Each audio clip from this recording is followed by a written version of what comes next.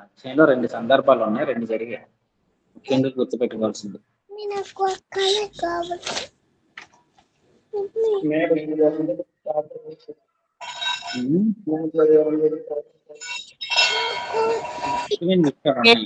ఆరోహణం.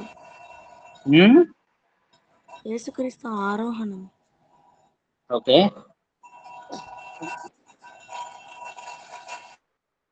యేసుక్రీస్తు ఆరోహణం. రెండోది ఇస్కరియోతు యూదా స్థానంలో 12వ శిష్యుని ఎన్నుకోవడం. మత్తయి. రెండో అధ్యాయంలో ఒక 2 విషయాలు ఏమైనా గుర్తున్నాయా?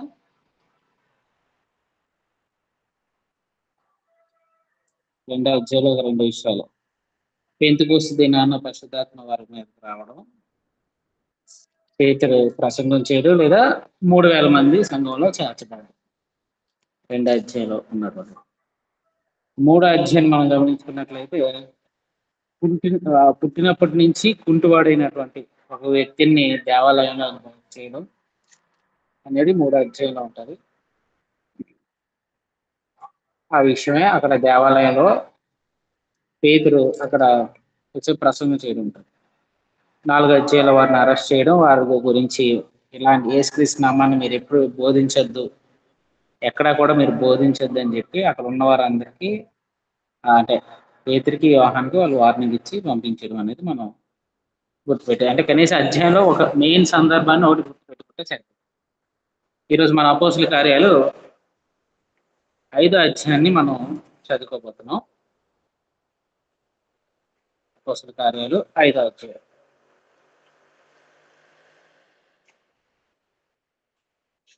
4వ అధ్యాయంలో మనం చూసుకున్నట్లయితే చివరి వచనాలు మనం గమనించినట్లయితే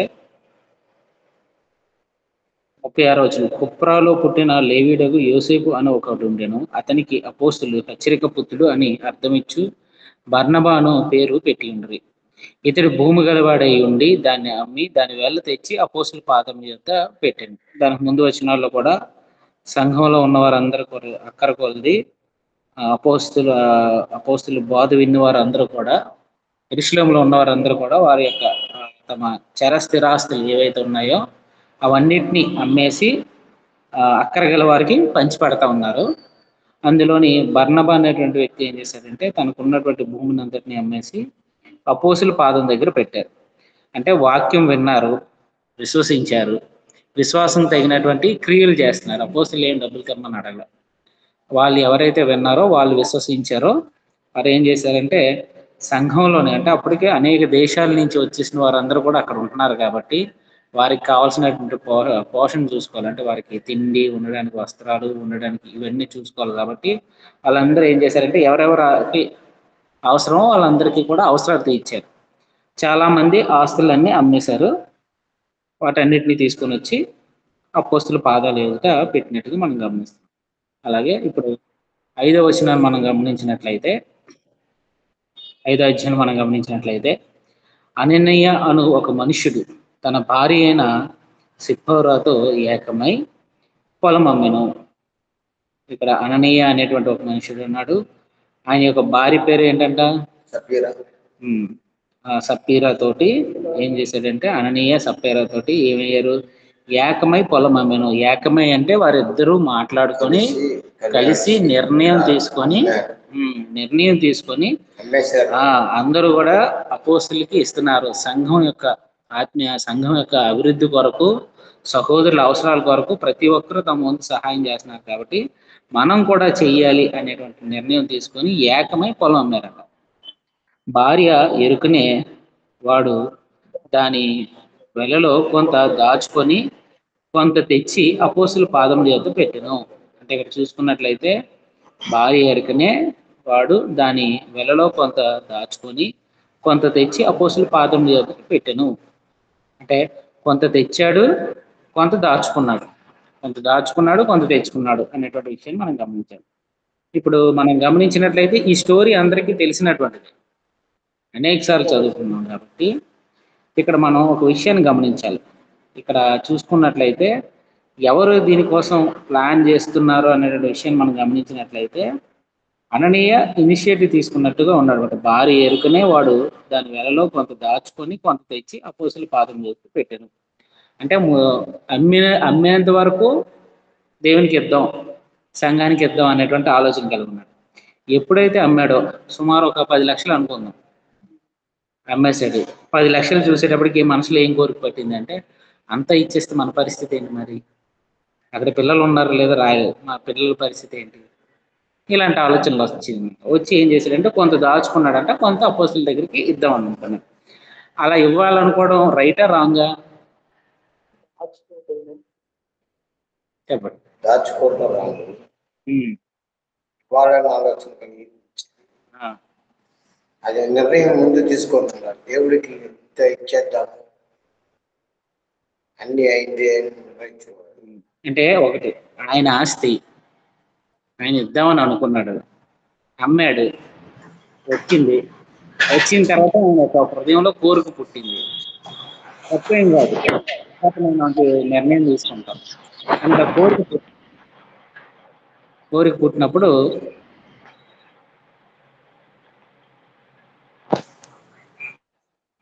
ఆయనకు ఆ కోరిక పుట్టినప్పుడు ఆయన ఏం చేశాడంట, కొంత దాచుకుందాం అనుకున్నాడు. ఆయన ఆస్తే ఆయన దాచుకోవడంలో తప్పు లేదు. ఇవ్వాలనుకున్నాడు, ఇచ్చే మనసు రాలేదు. ఇచ్చే మనసు లేకుండా ఒకవేళ బలవంతంగా దేవుడికి ఇచ్చినా దేవుడు దాన్ని అంగీకరించాడు. దేవుడు ఇచ్చే మనసును చూస్తాడు. ఆయన ఏం చేసేదంటే కొంత దాచుకున్నాడట భార్య ఎదుటనే. మామూలుగా ఇలాంటి విషయాల్లో ఎక్కువగా ఎవరు ప్రేరేపిస్తారు? డబ్బు విషయంలో. భార్యాభర్తలు ఉన్నారు, భార్యాభర్తల్లో డబ్బు విషయాల్లో ఎక్కువగా ఇలాగ మన కోసం కొంత ఉండాలి, దాచుకోవాలి అనేది లేడీస్ కి ఎక్కువగా ఇది ఉంటుంది అన్నమాట. అంటే వాళ్ళు ఏం చేస్తారంటే, అది తప్పని కాదు కానీ వాళ్ళ యొక్క ఆలోచన ఏంటంటే వాళ్ళ కుటుంబ పోషణ, పిల్లలు ఉంటే పిల్లల కోసం కొంత జాగ్రత్త చేయాలి, వాళ్ళకైనా ఉండాలి అనేటువంటి ఎక్కువ ఆలోచన ఎవరికి ఉంటుంది అంటే లేడీస్కి ఉంటుంది. ఇక్కడ ఏం చూసుకున్నట్లయితే ఈయన కొంత దాచాడంట, అంటే డబ్బు చూడగానే ఈయన హృదయంలో కోరిక పుట్టింది.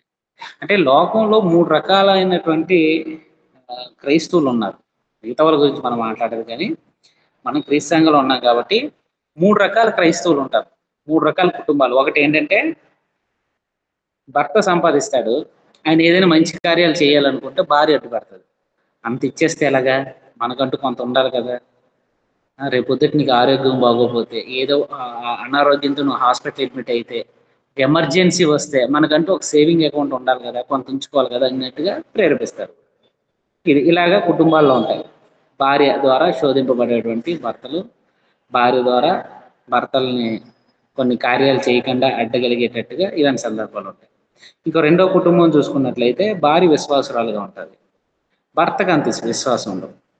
ఆయన ఏం చేస్తాడంటే ఒకవేళ ఇలాంటి నిర్ణయం తీసుకున్నారనుకో, ఎందుకు మొత్తం అంతా మనం దేవునికి ఇవ్వాలి, మన కుటుంబం లేదా మనకు బంధువులు లేరా, అంతా తీసుకెళ్ళి ఎక్కడే పెట్టాలా, వద్దు, అదేం చేయొద్దు, ఇంత ఇస్తే సరిపోతలే, అలాగే ప్రేరేపించే వాళ్ళు ఉంటారు. అంటే ఒక కుటుంబంలో ఒకరు విశ్వాసులుగా ఉంటారు, కొంత అవిశ్వాసంతో బ్రతికే వారు కూడా కొంతమంది ఉంటారు. ఇంకొన్ని కుటుంబాలు ఉంటాయి, వాళ్ళు పూర్తిగా అవిశ్వాసంతో ఉంటారు అన్నమాట. వాళ్ళు ఒకళ్ళు తెచ్చి ఆ 10 లక్షలు అలా టేబుల్ మీద ఉన్నది అనుకోండి, ఏమనుకుంటారు, ఇప్పుడు ఇంత ఇవ్వడం అవసరమా అని భర్త అన్నాడు అనుకో, నేనే అదే అనుకుంటున్నానండి, ఇంత ఇవ్వడం అవసరమా వాళ్ళకి, మనం కొంచెం సేవింగ్ చేసుకుంది అంటే వాళ్ళిద్దరూ అక్కడ నిర్ణయం తీసుకుంటారు అన్నమాట.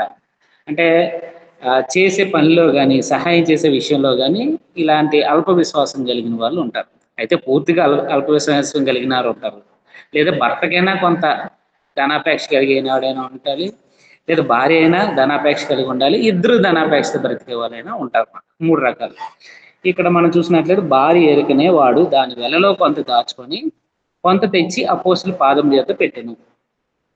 అప్పుడు పేతురు, అననీయ, నీ భూమి వెలలో కొంత దాచుకొని పరిశుద్ధాత్మను మోసపుచ్చుటకు సాతాను ఎందుకు నీ హృదయమును ప్రేరేపించను అని ప్రశ్న వేశాడు. అక్కడ వేసినటువంటి ప్రశ్నకి వెంటనే ఏం చెప్పాలి అననీయ? అపోస్తులు వాళ్ళకి 9 రకాల కృపావరాలు ఉన్నాయి.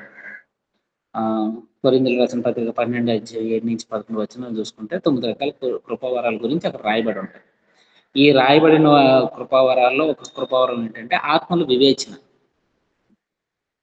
కృపావరాల్లో ఒక కృపావరం ఏంటంటే ఆత్మల యొక్క వివేచన మాట. అంటే ఓ మనుషుల యొక్క ఆత్మల్లో వాళ్ళు ఏం చేస్తున్నారు, వాళ్ళు ఏం ఆలోచిస్తున్నారు అనేది వాళ్ళు చేయగలరు. అపోస్తులకి ఈ 9 రకాల కృపావరాలు ఉంటాయి. ఆది క్రైస్తవులకి 1 లేదా 2, అంటే భాషలతో మాట్లాడడం కానీ, భాషలు అర్థం చెప్పడం కానీ, ప్రవచించడం కానీ, లేదా స్వస్థపరచడం కానీ, ఇలాగ కొన్ని వరాలు వాళ్ళు చేతిలోంచి కొన్ని ఇచ్చేవారు అన్నమాట. సో పేతురికి ఇవన్నీ ఉన్నాయి, కృపావరాలు ఉన్నాయి. సో ఇక్కడ అననీయ ఎప్పుడైతే దాచిపెట్టాడో రాగానే ఆయన అన్ని మార్చుడు, నీ భూమి వెళ్ళలో కొంత దాచుకొని పరిశుద్ధాత్మను మోసపుచ్చుటకు సాతానును ఎందుకు నీ హృదయంలో ప్రేరేపించును అని చెప్పి ప్రశ్న వేశాడు. ప్రశ్న వేసినప్పుడు అది నీ యొద్ద ఉన్నప్పుడు నీదే కదా అన్నాడు. అంటే నీ ఆశ నీ దగ్గర ఉన్నప్పుడు నీదే, దాన్ని అమ్మినప్పుడు కూడా అది నీదే. ఆ డబ్బు నీ దగ్గర ఉంది కాబట్టి ఆ డబ్బు నీదే.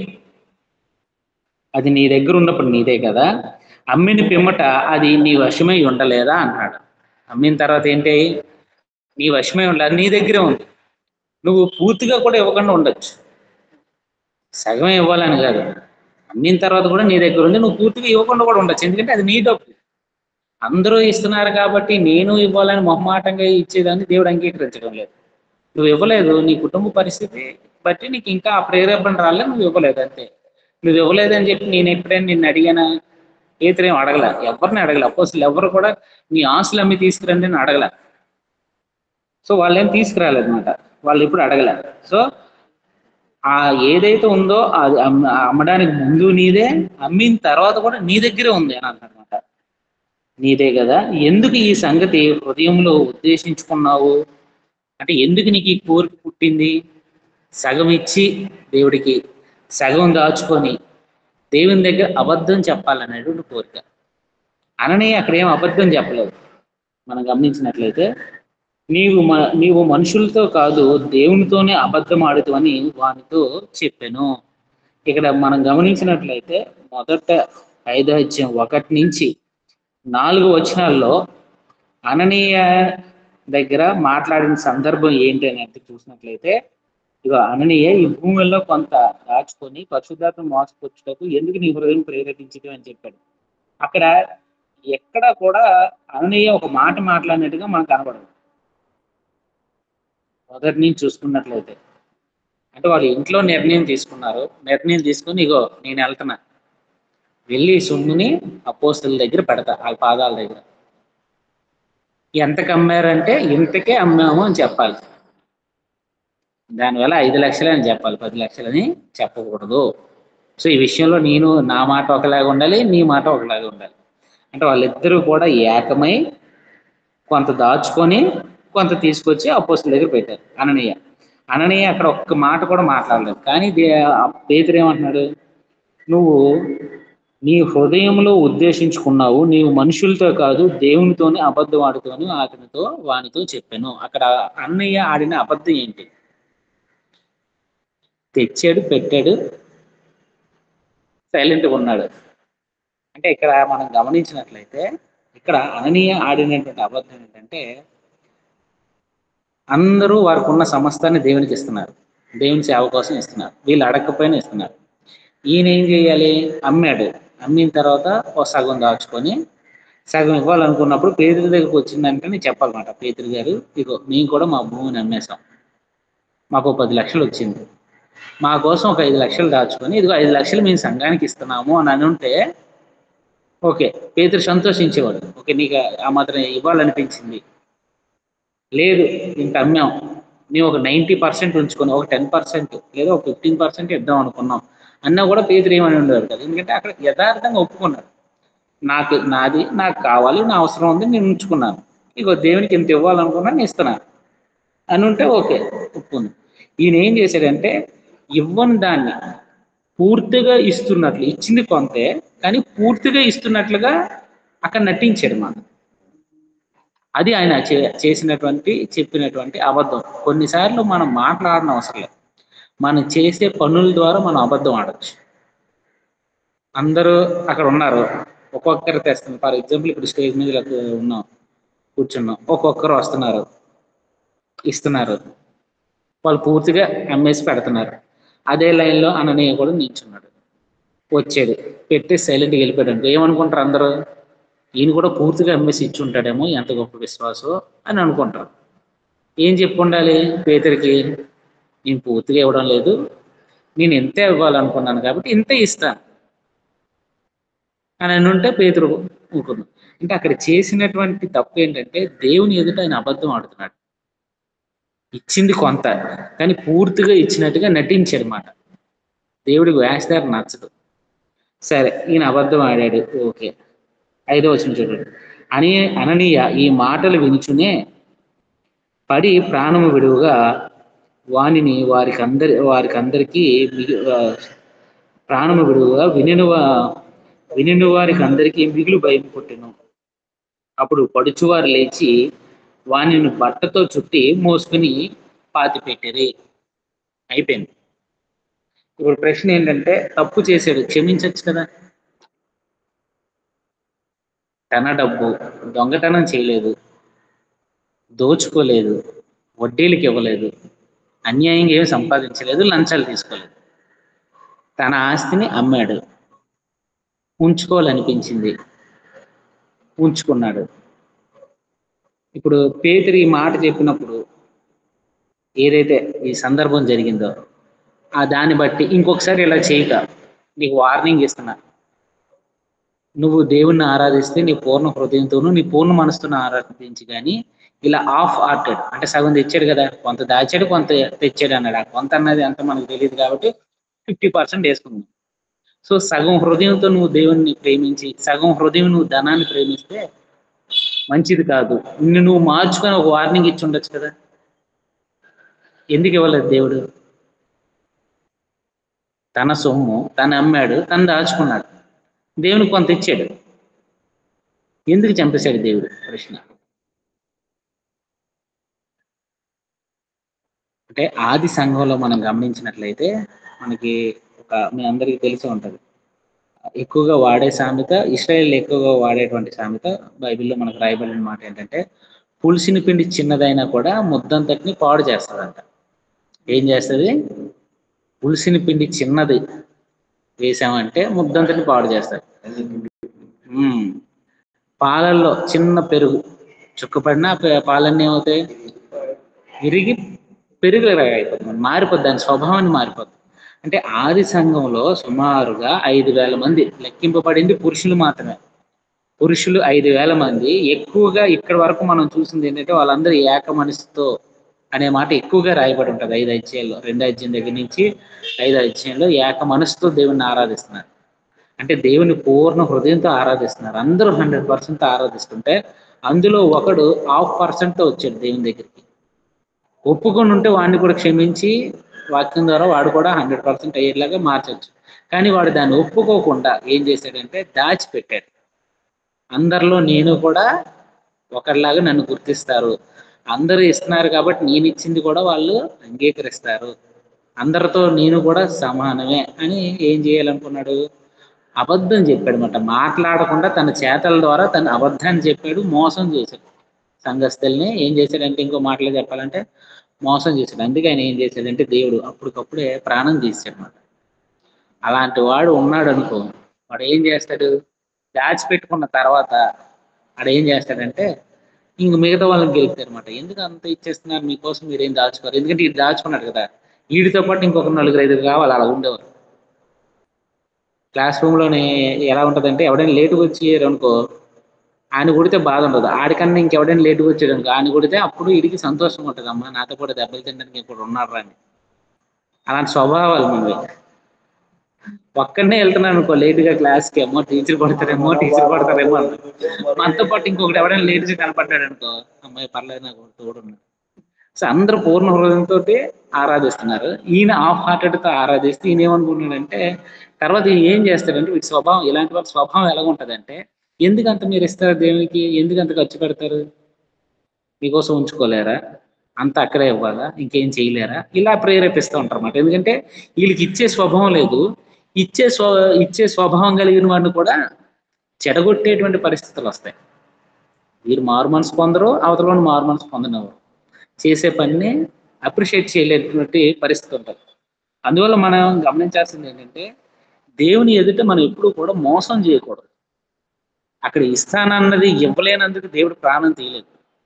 అపోస్తల కార్యాలు 5వ అధ్యాయం మనం చదువుకున్నట్లయితే అననీయ ఇస్తాననుకున్నది ఇవ్వలేనందుకు ప్రాణం తీయలేదు. అక్కడ అంటున్నది ఇదిగో అది నీ యొద్ద ఉన్నప్పుడు నీదే కదా, అమ్మిన పిమ్మట నీ వశమే ఉండలేదా? అమ్మిన తర్వాత కూడా నీ దగ్గర ఉంది. నువ్వు పూర్తిగా ఇవ్వకుండానే మామూలుగా వచ్చి నువ్వు ఆరాధనలో కూర్చో, పేతురు ఏం అడగరు, అపోస్తలు ఎవరు అడగరు, అందరూ తెచ్చిస్తున్నారు, నువ్వెందుకు తెచ్చివ్వలేదు అని అడగరు. నువ్వేం చేసావని కూడా అడగరు. దేవుడు ఆయన్ని ఎప్పుడు ప్రేరేపిస్తాడో, ఎప్పుడు ఇది చేస్తాడో అప్పుడే వాళ్ళు ఇస్తారన్నమాట. అంటే ఆయన ఏం మాటలు మాట్లాడకుండా మనం చేసే పనుల ద్వారా కూడా అబద్ధం ఆడొచ్చు. ఎవరిని మోసం చేస్తున్నావంట? దేవుని మోసం చేస్తున్నావంట. నీవు మనుషులతో కాదు దేవునితోనే అబద్ధం ఆడుతావని వానితో చెప్పాను. ఎవరితో అబద్ధం ఆడాడంట ఆయన? దేవునితో అబద్ధం ఆడుతున్నాడంట. అంటే మాట్లాడకుండా చేసే క్రియ అబద్ధం అయితే, ఇప్పుడు మన ఇంట్లో మాట్లాడే అబద్ధాలు, భార్యతో అబద్ధం మాట్లాడామనుకో, అబద్ధాలు చెప్పామనుకో, ఎవరితో అబద్ధం చెప్పినట్లు? దేవునితో అబద్ధం చెప్పింది. భర్త దగ్గర అబద్ధం చెప్పామనుకో, భర్తతో చెప్పాల్సిన విషయం చెప్పకుండా ఏదో అబద్ధం చెప్పారనుకో, ఎవరితో అబద్ధం చెప్తున్నట్లు? దేవునితో అబద్ధం చెప్తున్నట్లు. పిల్లలైనా సరే తల్లిదండ్రులతో చెప్పకుండా అబద్ధం చెప్తున్నారు అనుకో, వాళ్ళు ఎవరితో అబద్ధం చెప్తున్నట్టు? తల్లిదండ్రులతో కాదు, దేవునితోనే అబద్ధం ఆడుతున్నారు అన్నమాట. అంటే దేవుడు ప్రతి దాన్ని గమనిస్తూ ఉంటాడు. మనం చేసే యాక్షన్, నువ్వు ఎంత ఇవ్వాలనుకుంటున్నావు అంత ఇవ్వు, దాన్ని ఒప్పుకొనివ్వు, నిర్ణయించుకొనివ్వు. ఇచ్చింది ఇంత కానీ నేను అంత ఇచ్చాను అనేటట్టుగా నటిస్తే దేవుడు దాన్ని అంగీకరించడు. నేను పూర్తిగా ఇచ్చేసాను అనేటట్టుగా నటిస్తే దేవుడు దాన్ని అంగీకరించడు. ఆది సంఘంలో కాబట్టి పులుసుని పిండి చిన్నదున్నా పాడైపోద్దని వెంటనే ప్రాణం తీశాడు. మరి ఈ రోజు ఇలాంటి పరిస్థితి ఉంటే క్రీస్తు సంఘాలు ఎవరైనా ఉంటారా? ఎవరు ఉండరు. ఆ రోజు అననీయ ప్రాణాలు తీసినట్లు ఈ రోజు కనుక మనం ఆడే అబద్ధాలకి దేవుడు క్రీస్తు సంఘంలో మన ప్రాణాలు తీయాలనుకుంటే ఎంతమంది ఉంటారు క్రీస్తు సంఘంలో? అడిగినానే అడుగుతూనే రాదు. అడిగితే ఇవ్వకూడదు. అడిగి హెచ్చరిపు చేసేటప్పటికే వాళ్ళు బసిపుట్టిపోయింది మనిషి మీద. ఇదంతా ప్రకటిస్తున్నారు, ఇదంతా చేస్తున్నారు, ఇక్కడ పోవాలా అక్కడ పోవాలా అని కలగమోయి వచ్చినట్టుగా అయిపోయింది. అంటే ఇప్పుడు మనం గమనించాల్సింది ఏంటంటే, ఇక్కడ ఉన్న దగ్గర నుంచి మనం నేర్చుకోవాల్సింది ఏంటంటే, దేవుడు అబద్ధాన్ని అసహించుకుంటాడు. అబద్ధానికి జనకుడు ఎవరంటే సాతాను అన్నమాట. మన అబద్ధం ఆడేమంటే మనం సాతాను పిల్లలు. అటువంటి వారు అంటే ఆయనకి అసహ్యం. సో ఆది సంఘంలో అప్పుడే సంఘం అభివృద్ధి చెందుతుంది కాబట్టి సాతాను ఎలా శోధించాడంటే అననీయ సప్తరుల ద్వారా వాడుకుందామని ట్రై చేశాడు. దేవుడు ఏం చేశాడంటే ప్రాణం తీస్తాడు. 7వ వచనం, ఇంచుమించు 3 గంటల సేపటికి వాని భార్య జరిగినది ఎరుగక లోపలికి వచ్చెను. ఏం జరిగింది ఎరగకుండా వచ్చిందంట లోపలికి? ఏం జరిగింది లోపల ఏం జరిగింది తెలియక 3 గంటల సేపటికి వాని భార్య జరిగింది ఎరుగక లోపలికి వచ్చెను. అంటే ఏంటి? డబ్బుల విషయం కాదు. ఎందుకంటే వాళ్ళందరూ కూడా పైన చదువుకున్నారు, ఏకమే పొలం అమ్మారు. భార్య ఎదుటనే ఆయన కొంత దాచారు. అంటే భార్యకి తెలిసే విషయం. తెలిసినప్పుడు ఆయన ఏం చేసిందంట, 3 గంటల సేపటికి వాని భార్య జరిగింది ఎరుగక లోపలికి వచ్చింది. అంటే ఆవిడ వచ్చేటప్పుడు ఎలా వచ్చి ఉంటది? నా భర్త ఈరోజు వెళ్ళి డబ్బు అక్కడ పెట్టుంటాడు. ఓ 10 లక్షలు వచ్చింది, 5 లక్షలు దాచేశారు, 5 లక్షలు తెచ్చి పెట్టుంటారు, అందరూ ఆయన పొగుడుంటారు. ఇప్పుడు నేను అక్కడికి వెళ్తే, సంఘానికి వెళ్తే అందరూ నన్ను గౌరవంగా చూస్తారు, మర్యాదగా చూస్తారు అని చెప్పి చాలా సంతోషంగా కూర్చుంటారు అన్నమాట ఆవిడ. విషయం తెలియకుండా మమ్మల్ని బాగా అప్రిషియేట్ చేస్తారు, మమ్మల్ని బాగా పొగుడుతారు అనుకొని వచ్చింది. అంటే మనం ఏదైనా ఒక మంచి పని చేసాం అనుకో, అది అందరికీ తెలిసినందుకు ఏం చేస్తారు? అప్రిషియేట్ చేస్తారు కదా. సో అందరి ముందుగా ఇచ్చారు కాబట్టి అప్రిషియేట్ చేస్తారేమో అని ఆమె ఏం చేసిందంటే లోపలికి వచ్చిందంట. అప్పుడు పేతురు మీరు ఈ భూమిని ఇంతకే అమ్మితరా, నాతో చెప్పుమని ఆమెను అడుగగా,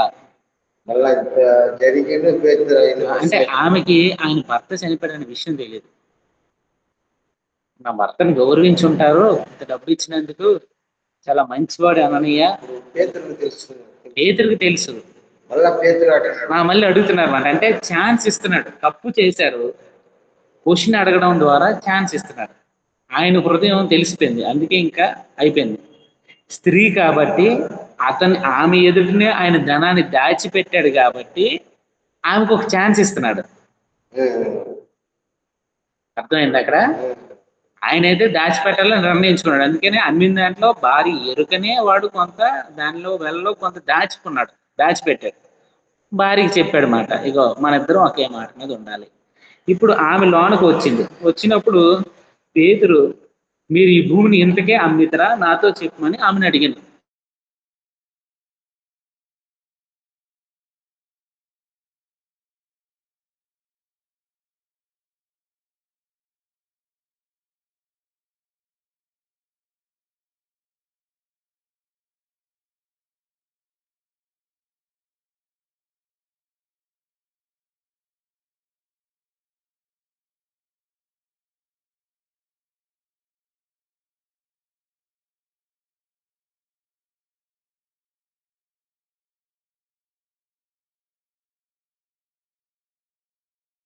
ఆమెకి శిరస్సు భర్త,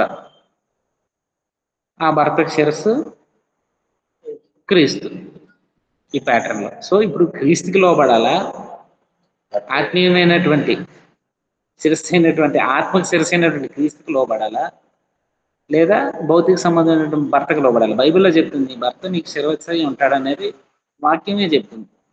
ఎవరికి లోబడాలి?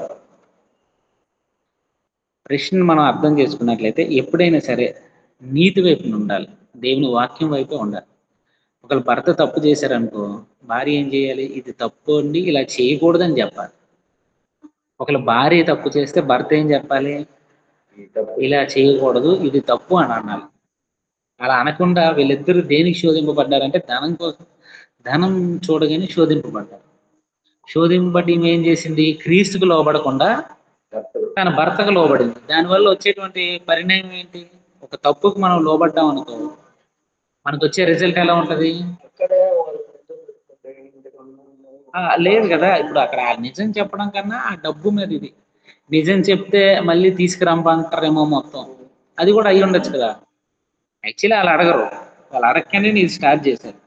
అంటే ఇక్కడ మనం గుర్తుపెట్టుకోవాల్సినటువంటి విషయం ఏంటంటే, భర్త తప్పు చేస్తున్నప్పుడు భార్య ఆయన వార్నింగ్ ఇచ్చింది అనుకో, ఏమని చెప్పాలి? ఇంటి దగ్గరే, ఇగో మనం అమ్మేసిద్దాం అనుకున్నాం, ఈ ధనం చూడగానే మీకు కోరిక పుట్టింది, సో కొంత ఉంచి కొంత ఇద్దాం అనుకుంటున్నాం, వెళ్ళి ఒప్పేసుకోండి పేద దగ్గర, మేము ఎంత ఇవ్వాలనుకుంటున్నాం అని చెప్పేయండి అని చెప్పాలి.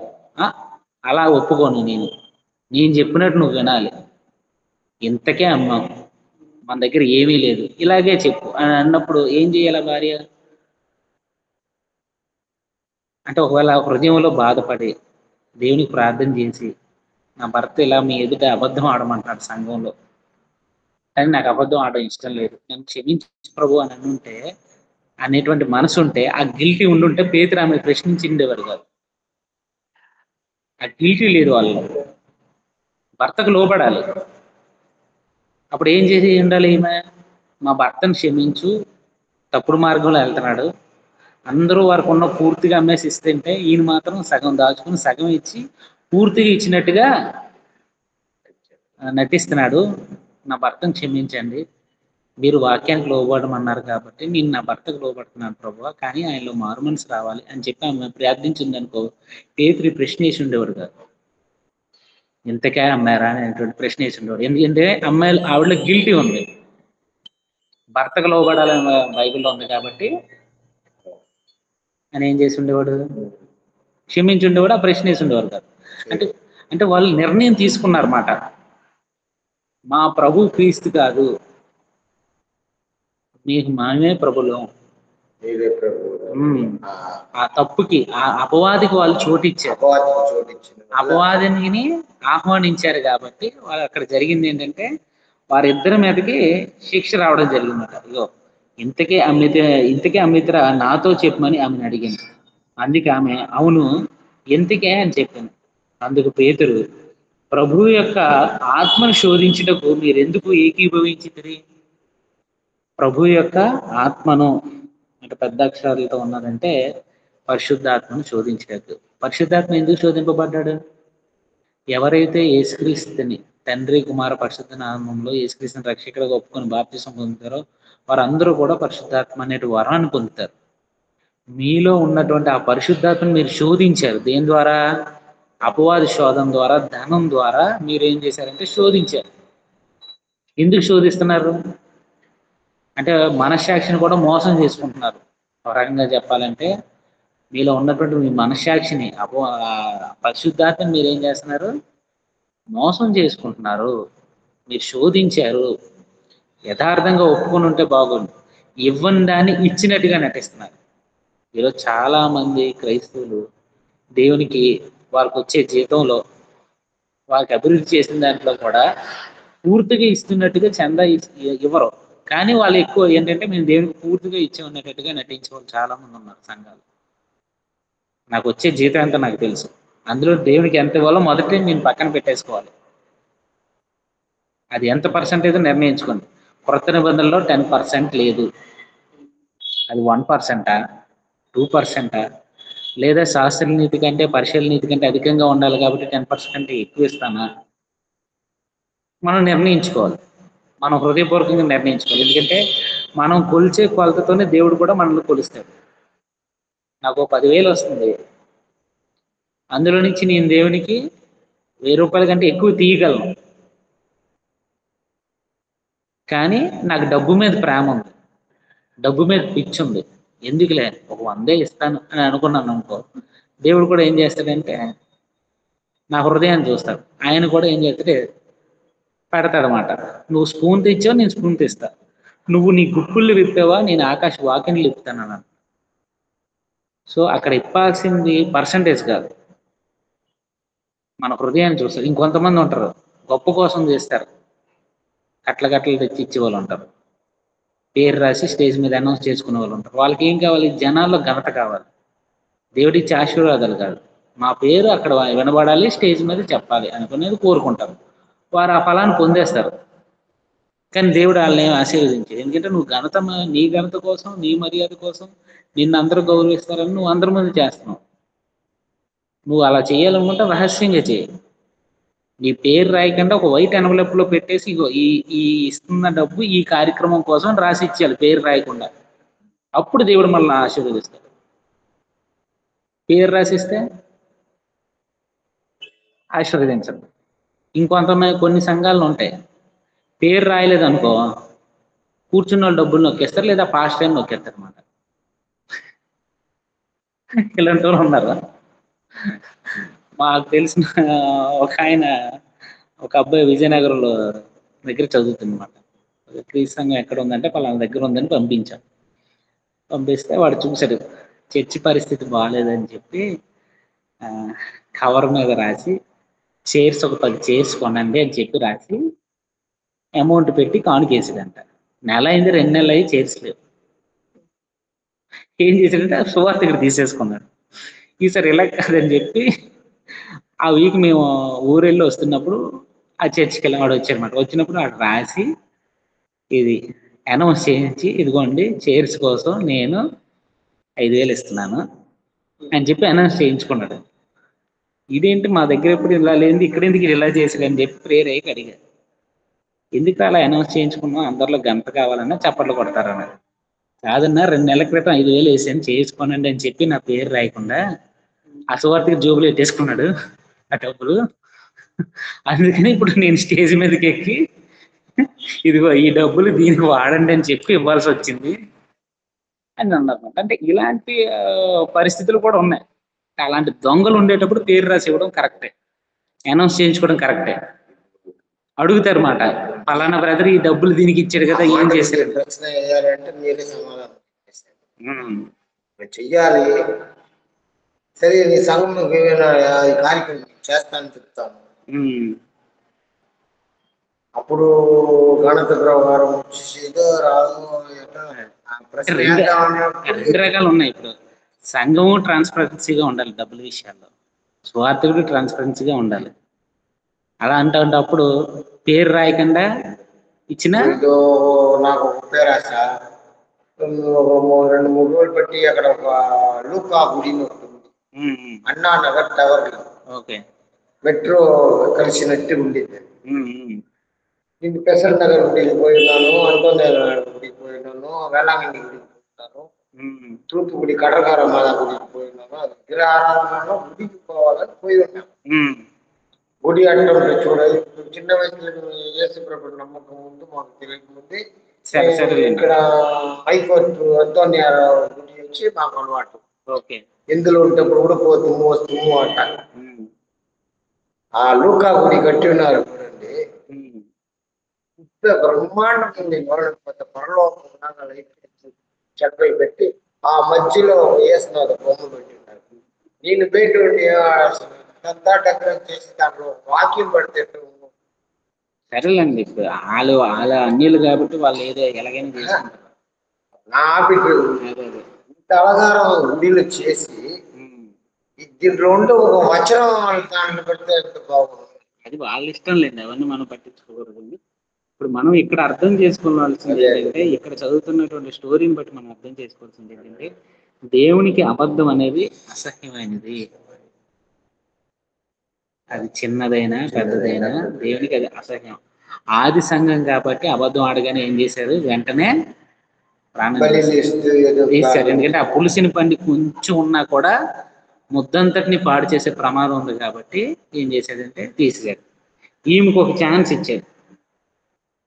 ఇంతకే అమ్మితరా అని అడిగినప్పుడు ఆమె ఏమంది, ఇదిగో అడిగాను. అందుకు ఆమె అవును ఇంతకే అని చెప్పింది. అందుకు పేతురు, ప్రభు యొక్క ఆత్మని శోధించుటకు మీరెందుకు ఏకీభవించుతారు? ఇదిగో నీ పెనిమిటిని పాతిపెట్టిన వారి పాదములు వాకిట్నే ఉన్నవి, వారు నిన్ను మోసుకొని పోదురని ఆమెతో చెప్పాను. ఈ విషయం ముందే తెలుసు అనుకో, ఏం చేస్తుంది ఈవిడ? రాగానే పేతురు కాళ్ళ దగ్గర పడిపోయి, క్షమించండి పేతురు గారు, ఈ కాలంలో అయితే ఇప్పుడు వాట్సాప్ ఫోన్ వెళ్ళిపోతుంది సంఘస్థుల దగ్గర నుంచి, ఇగో నీ భర్త అబద్ధం ఆడాడు, ప్రాణం పోయింది, నువ్వేనా నిజం చెప్పని చెప్తుంది అనమాట. అంటే అక్కడ ఎవరు మాట్లాడలేదు, పిన్ డ్రాప్ సైలెంట్ గా ఉన్నారు. వీళ్ళు వెళ్ళారు, పాతి పెట్టారు, వచ్చారు. ఆమెకైనా సరే వాళ్ళ దగ్గరకు వచ్చినప్పుడు, వాళ్ళు చూసినప్పుడు నిజం చెప్తుందేమో అని చూసారు, చెప్పలేదు. ఛాన్స్ ఇచ్చారు పేదరు, ఇంతకే అన్నారా అన్నప్పుడు అప్పుడైనా ఏం చేసి ఉండాలి? అవును అని ఉండాలి, క్షమించండి అని ఉండాలి. అలా భర్త మాటకు లోబడింది. అంటే మంచి విషయాలకి లోబడితే మంచిదే కానీ తప్పు విషయాల్లో ఇలాగా కలిసి ఇలాంటి యూనిటీ అనేది చాలా ప్రమాదకరం. వారు ఏకత్వంగా కలిసి ఒక తప్పు పని చేయడానికి, మోసం చేయడానికి, అబద్ధం ఆడడానికి వాళ్ళు అన్యోన్యంగా బ్రతికినటువంటి భార్యాభర్తలు. అనగానే ఆయన ఏం చేశారంటే, ఇగో నీ భర్తను పాతిపెట్టిన పాదాలు ఇక్కడే ఉన్నాయి, వాకిట్నే ఉన్నాయి, నిన్ను కూడా మోసుకుని పోదురని అంతా చెప్పాను. అంటే ఎన్ని సంవత్సరాలు మరి కాపురం చేసిందో తెలియదు కానీ తన భర్తని శవాన్ని చూసేటువంటి అవకాశం కూడా ఆవిడకి లేకుండా పోయింది. అంటే భర్త శవాన్ని చూసే అవకాశం కూడా లేకుండా పోయి ఏం చేసిందంటే, వెంటనే 10వ వచనం, వెంటనే ఆమె అతని పాదముల యొద్ద పడి ప్రాణం విడిచింది. ఆ పడుచువారు లోపలికి వచ్చి ఆమెను చనిపోయినదని చూసి ఆమెను మోసుకుని పోయి ఆమె పెనిమిటి యొద్ద పాతి పెట్టిరి. ఇక్కడ కూడా బాగా కలిసే ఉన్నారు. పెళ్లి దగ్గర నుంచి కలిసే ఉన్నారు, కలిసే అన్నారు, నిర్ణయం తీసుకున్నారు, అబద్ధం ఆడారు, చనిపోయారు, కలిసి పాతి పెట్టబడ్డారు, పక్కనే పాతి పెట్టబడ్డారు. మనం చూసుకున్నట్లయితే మొదటి కొరింథీయులకు రాసినటువంటి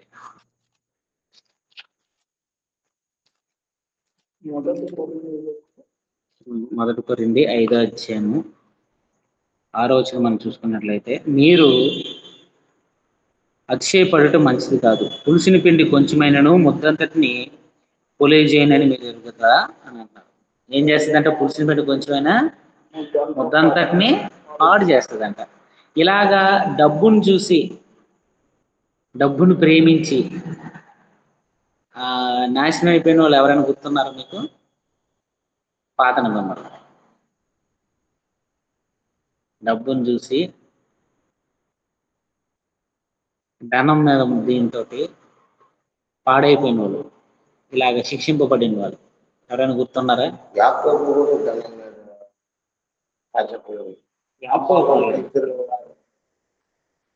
ఆశీర్వాదాల కోసం, ధనం కోసం కాదు.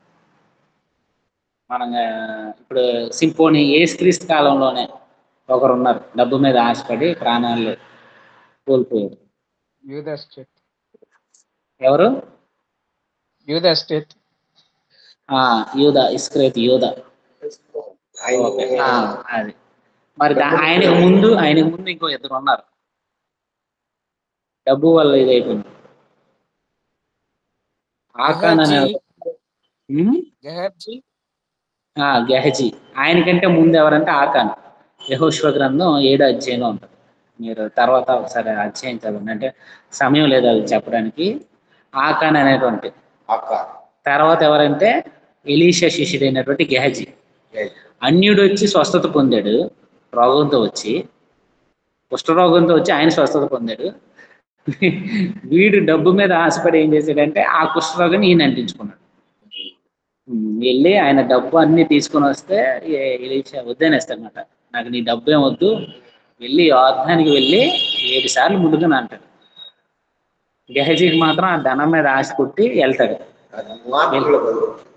లేదు, అది మీకు మొదటి రాజుల గ్రంథం 5వ అధ్యాయంలో ఉంటుంది. వెళ్ళి అడుగుతాడు అనమాట, ఇగో మా దగ్గరికి ఇప్పుడే కొంతమంది వచ్చారు, వాళ్ళకి ఏదైనా కావాలని అంటే, మీరు తీసుకోవట్లేదని నేను ఫీల్ అవుతున్నాను, తీసుకో అంటే అన్ని తీసుకొచ్చి ఒక పనివాడిని ఇచ్చి పంపిస్తే అన్ని తీసుకొని వచ్చి పక్కన పెడతానమాట. డైలీషి అడుగుతాడు, నువ్వు తప్పు చేసేటప్పుడు నీతో పాటు నా ఆత్మ నీతో లేదా అని అంటాడు. అంటే నువ్వు వెళ్ళినప్పుడు ఆయనతో మాట్లాడినప్పుడు అక్కడ ఉన్నటువంటి బంగారం, వెండి, ఆ ఎఫోతులు వెలగలిగినటువంటి ఆ వస్త్రాలు తీసుకొచ్చి నా ఆత్మ నీతో లేదా అంటాడు. అక్కడ ఒక అద్భుతమైన మాట రాయబడి ఉంటుంది, ఏంటంటే అదే ఇల్లు, పొలాలు, ఆస్తులు సంపాదించుకోవడానికి ఇది సమయమా అని ఒక మాట రాయబడి ఉంటుంది. మంచి మాట.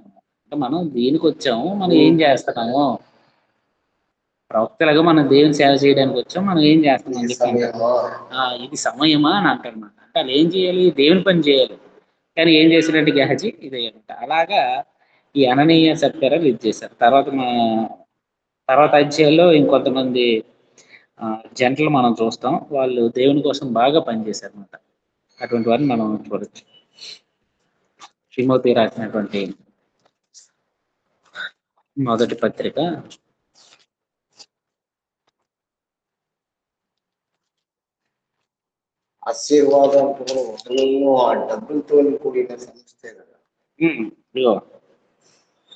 9వ వచనం, ధనవంతులగుటకు ఆపేక్షించు వారు శోధనలోను ఊరిలోను.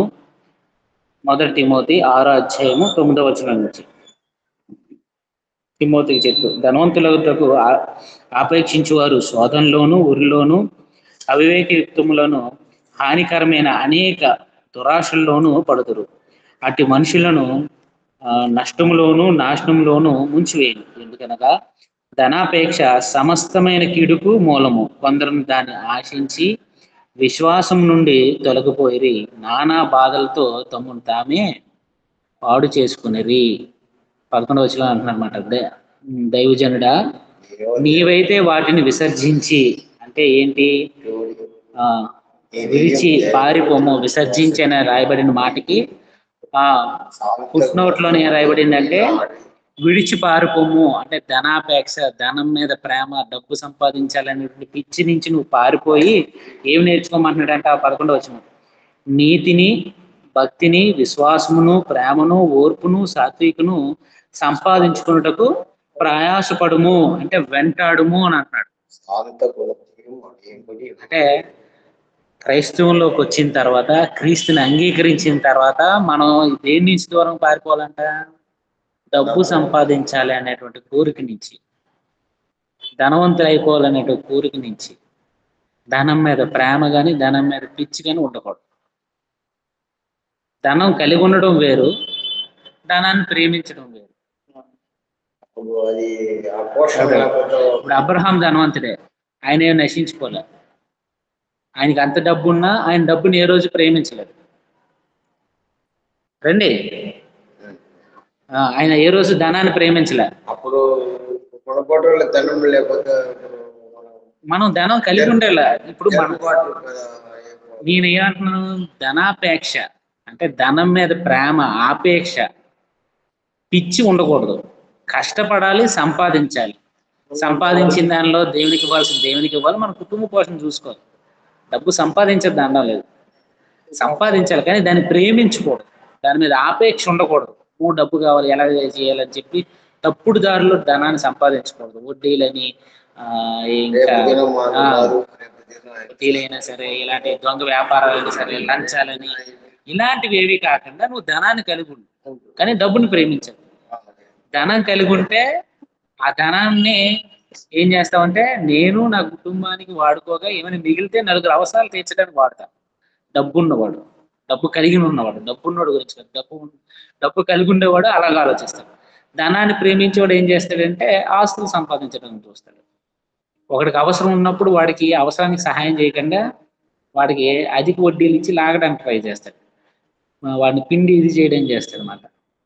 సో ధనం కలిగి ఉన్నాం, కష్టపడి పని చేసుకొని దేవునికి ఇవ్వాల్సిన దేవునికి ఇచ్చి మనకి ఎంత కావాలో మనం ఉంచుకుంటే దేవుడు మనల్ని ఆశీర్వదిస్తాడు.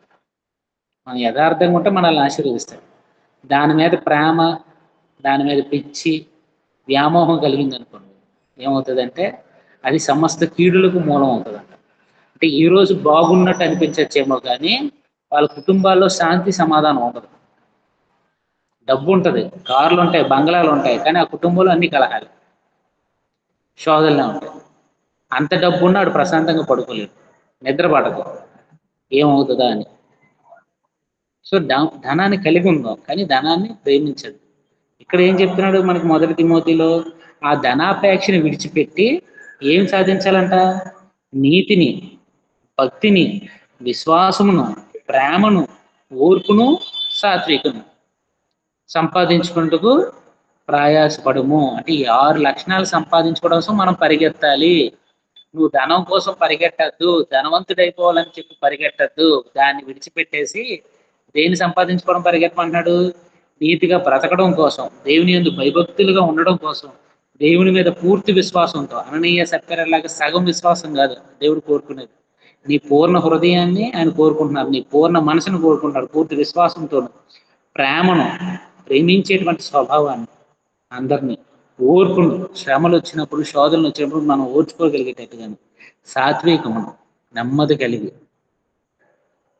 కోప్పడకుండా, శాంతంగా, సాత్వికంగా మనం బంధించేటట్టుగా అది సంపాదించుకోవడం కోసం ఏం చేయాలంట? ప్రయాసపడమంటారు. ఇది అపోస్తుల కార్యాలు 5వ అధ్యాయంలో మొత్తం ఇక్కడ 4 సందర్భాలు ఉన్నాయి. 5వ అధ్యాయంలో మనం చూసుకున్నట్లయితే ఇక్కడ 42 వచనాల్లో 4 సందర్భాలు ఉన్నాయి. ఈరోజు మనకి టైం అయిపోయింది కాబట్టి మనం కేవలం ఒక సందర్భాన్నే చూసాం. సంఘం ఆత్మీయంగా అభివృద్ధి చెందేటప్పుడు, అందరూ ఏక మనసుతో ఉన్నప్పుడు, కలిసికట్టుగా పనిచేసినప్పుడు సాతాను ఎలా శోధించాడంటే, సాతాను అందరినీ శోధిస్తాడు, కానీ వీరికి ఉన్నటువంటి దురాశ ఏంటంటే ధనం మీద దురాశ కలిగింది కాబట్టి వాళ్ళు ఆ శోధనలో పడి అబద్ధం ఆడారు. అంటే అబద్ధం ఆడారు, దేవుని ఎదుటే మీరు అబద్ధం ఆడుతున్నారు అని అన్నారు, పరిశుద్ధాత్మని మీరు మోసం చేస్తున్నారు అని అన్నమాట. సో అలా ఉండకుండా అబద్ధాలు ఆడేవారు కాకుండా ఒక నిర్ణయం తీసుకున్నప్పుడు ఆ నిర్ణయానికి తగినట్టుగా ఉండడానికి మనం ప్రయత్నం చేయాలి. అది తప్పు అంటే మనం అది చేయలేకపోయినా దేవుని దగ్గర ఒప్పేసుకోవాలి. దేవా ఈ నిర్ణయం తీసుకున్నా, కానీ నేను ఆ నిర్ణయాన్ని పాటించలేకపోయినా నన్ను క్షమించనంటే దేవుడు ఇంకొక అవకాశం ఇస్తాడు. అంతేగాని దేవుని దగ్గర మనం అబద్ధం ఆడి, సంఘం అంతటి దగ్గర నేను ఒక యథార్థవంతుడిని, నీతివంతుడిని, న్యాయవంతుడిని అని మనల్ని మనం చూపించుకున్నాం అనుకోండి, ఏమవుతుంది? అది దేవుని మోసం చేస్తున్నట్టు అనమాట. దేవుని ఎదుటి మనం అబద్ధం ఆడుతున్నట్టు. మీకు తెలియదు నేను మంచోనని మీరు అనుకుంటున్నారు, మీ దగ్గర బాగా మాట్లాడుతున్నాను కాబట్టి, మీ అందరి ఎదుట నేను ఏదో ఇస్తున్నట్టుగా నటించేస్తున్నాను కాబట్టి. నేను ఎవరి దగ్గర నటిస్తున్నాను? దేవుని దగ్గర నటిస్తున్నాను. మీకు తెలియకపోవచ్చు నా సంగతి, కానీ నా గురించి ఎవరికి తెలుస్తుంది? దేవునికి తెలుస్తుంది. ఆదిమ సంఘం కాబట్టి వెంటనే తప్పు చేయగానే యాక్షన్ తీసేసుకున్నాడు, ఎందుకంటే సంఘం పాడవకూడదు అని. అయినా పాడైంది. ఆ కాలంలో బాగా వాడుకున్నది ఎవరినంటే శాస్త్రులు, పరిశీలిని, సాతాను వాడుకున్నారు. తర్వాత సంఘాన్ని పాడు చేయడానికి ధనాన్ని ఎక్కువగా వాడుకున్నాడు సాతాను. ఆ ధనం విషయంలో అనేకులు పడిపోయినట్టుగా మనం చూస్తాం. ఇప్పుడు కూడా అనేక విషయాల్లో పడిపోతున్నారు. అలా మెల్లమెల్లగా వాక్యాన్ని మార్చి అలాగే, ఎందుకంటే సాతానికి కూడా బాగా వాక్యం తెలుసు కాబట్టి తప్పుడు బోధలను తీసుకొచ్చి అపోస్తుల మీద తిరుగుబాట్లు చేయించి అలా హింసించారు. కానీ ఆదిమ సంఘం నిలబడింది. మొదట స్థాపించబడిన సంఘం కాబట్టి వెంటనే యాక్షన్ తీసుకున్నారు కాబట్టి అది అన్నమాట. ఆ మాట అనుకున్న వెంటనే ఆమె అతని పాదం మీద పడి ప్రాణం విడిచెను. ఆ పడుచువారు లోపలికి వచ్చి ఆమె చనిపోయిందని చూసి ఆమెను మోసుకొని పోయేది. ఆమె పెయింట్ అయితే పాతి పెట్టింది. సంఘం అంతటికి ఈ సంగతులు వినిన వారందరికీ మిగులు భయం కలిగిను. ఏం కలిగిందంటే భయం వచ్చింది. అమ్మో, దేవుని ఎదుట మనం అబద్ధం ఆడకూడదు, నటించకూడదు, వేషధారిలా ఉండకూడదు. ఉంటే మన పరిస్థితి ఇలాగా. అయితే నువ్వు వెచ్చగానే ఉండు, లేదు చల్లగానే ఉండు. ఇక్కడ ఉన్న సందర్భాన్ని చూసుకుంటే నువ్వు ఇచ్చేవాడిగానే ఉండు, లేదంటే ఇవ్వని వాడిగానే ఉండు. ఇచ్చేవాడిగా ఉన్నావు అనుకో, దేవుడు నిన్ను ఆశీర్వదిస్తాడు. ఇవ్వలేని వాడిగా ఉన్నావు అనుకో, ఈ దేవుడు ఏదో ఒకరు నీకు మార్పులు కలిగిస్తాడు. ఆ ఛాన్స్ ఉంది. నులివెచ్చిన స్థితి అంటే ఇచ్చి ఇవ్వనట్టు, నేనే అంత ఇస్తున్నట్టు అలా నటించాం అనుకో, ఇదవుతుంది. అంటే ఈ సూత్రం అన్నిటికీ అప్లై అవుతుంది. ఏ విషయంలోనైనా సరే యథార్థంగా ఉండడానికి మనం ప్రయత్నం చేయింది చేసినట్టుగా, లేనిది ఉన్నట్టుగా దేవునికి నచ్చదు. అక్కడైతే ప్రాణం చేశారు. ఇదే పరిస్థితి ఈ రోజు ఉంటే క్రీస్తు సంఘాలన్నీ కూడా ఖాళీగా ఉంటాయి. ఎవరు ఉండరు. క్రీస్తు సంఘాలు సువార్థికులు కూడా ఉండరు. 199 మంది పోతారు. అది ఇక్కడ ఉన్నటువంటి సందర్భం. అననీయ సప్ఫీరా ఒక ఇద్దరు అన్యోన్యమైనటువంటి భార్య భర్తలు, కానీ వారు మంచి కోసం నిలబడి ఉంటే బాగా ఆశీర్వదించుండేవారు. చెడు కోసం, దేవుని ఎదుటి మోసం చేయడం కోసం బ్రతికారు కాబట్టి వారి ప్రాణాలు కోల్పోయేటువంటి పరిస్థితి వచ్చింది. ఇంకేమైనా డౌట్స్ ఉన్నాయా ఈ స్టోరీలో నుంచి? ఆన్లైన్లో ఉన్న వరకు ఏమైనా డౌట్స్ ఉన్నాయా? సరే, అయితే ప్రార్థన చేసుకొని క్లోజ్ చేసుకోండి. పరలోకమందున మా తండ్రి, దయగల మా నాయన, మీ ఘనమైన నామానికి వేలాది వందనాలు, స్తుతి స్తోత్రం తెలియజేస్తున్నాం తండ్రి. తండ్రి, బుధవారం దినాన బైబిల్ తరగతిలో ఈ విధంగా కూడుకొని ఆన్లైన్లో ద్వారా కొంతమంది జాయిన్ ఉన్నారు తండ్రి, కొంతమంది ఇక్కడికి వచ్చి ఉన్నారు తండ్రి. వారిని బట్టి వారందరిని దీవించండి, ఆశీర్వదించండి. వాక్యాన్ని నేర్చుకుంటున్న మేము అనుదినము ఆ వాక్యాన్ని బట్టి మమ్మల్ని మేము పరీక్షించుకుంటూ క్రీస్తు స్వారూప్యంలో మేము ఎదగలిగేటట్లుగా సహాయం దయచేయండి. ఆదిమ సంఘంలో ఉన్నటువంటి విశ్వాసులు అందరూ ఏ విధంగా విశ్వాసంతో మీ యందు యథార్థంగా బ్రతికి ఉన్నారో మేము తెలుసుకుంటున్నాం తండ్రి. వారు చేసే తప్పులు బట్టి మీరు ఆ సంఘాలని మీరు సరిదిద్దడం కోసం మీరు తీసుకున్నటువంటి ఆ పరిస్థితులు కూడా మేము తెలుసుకున్నాం తండ్రి. అననీయ సప్ఫీరాలు ఏ విధంగా అయితే నశించిపోయారో అటువంటి స్థితిలో మేము లేకుండా మీ ఎదుట యథార్థంగాను నీతిమంతులుగాను మేము జీవించగలిగేటట్లుగాను ధనాపేక్షను మేము విడిచిపెట్టి మీరు మా కోసం దయచేసినటువంటి నీతిని, భక్తిని, మీరు ఇచ్చినటువంటి అనేకమైనటువంటి లేఖనాలను బట్టి మమ్మల్ని మేము యథార్థంగా జీవించగలిగేటట్టుగాను, నీతిగాను, న్యాయంగాను, సాత్వికంతోనూ, విశ్వాసంతోనూ, భక్తిపరులుగా మీ యందు భక్తి కలిగి జీవించగలిగేటట్లుగా, వాటి కోసం మేము పరిగెత్తగలిగేటట్లుగా మాకు సహాయం దయచేయమని, మీ కృపలో మమ్మల్ని అందరూ భద్రపరచమని ఈ చిన్న ప్రార్థన మా ప్రభు మా రక్షకుడైన యేసుక్రీస్తు నామమున అడివేడుకుంటున్నాం తండ్రి. ఆమేన్. వందనాలు అందరికీ. వందనాలు వందనాలు బ్రదర్. కొండయ్య గారు వందనాలండి. అందరికీ వందనాలు.